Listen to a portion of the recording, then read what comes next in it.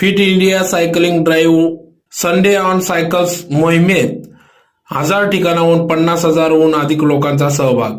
याबाबत अधिक वृत्त असे की फिट इंडिया सायकलिंग ड्राईव्ह हा उपक्रम दिनांक 17/12/2024 पासून सुरुवात करण्यात आला।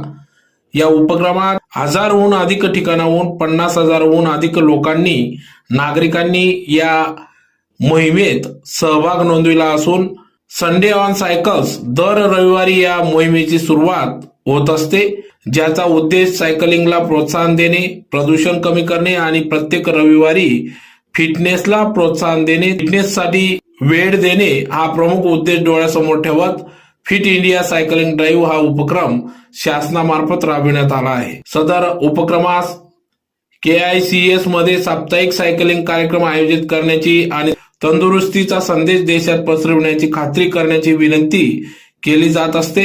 सायकलिंगला देशाच्या फिटनेस संस्कृतीचा एक भाग बनवण्याचा या उपक्रमाचा मुख्य उद्देश आहे।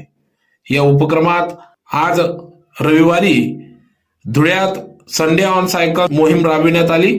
या कार्यक्रमात जिल्हा क्रीडा अधिकारी धुळेचे Avinash Tile, Shri MK Patil sir, Rekha Patil madam, Gaurav sir, Yogesh sir, Madan sir, Swapnil sir, Khelo India football coach Shaikh Mohsin Salim व आदि खेळाडू या उपक्रमात सहभागी झाले होते।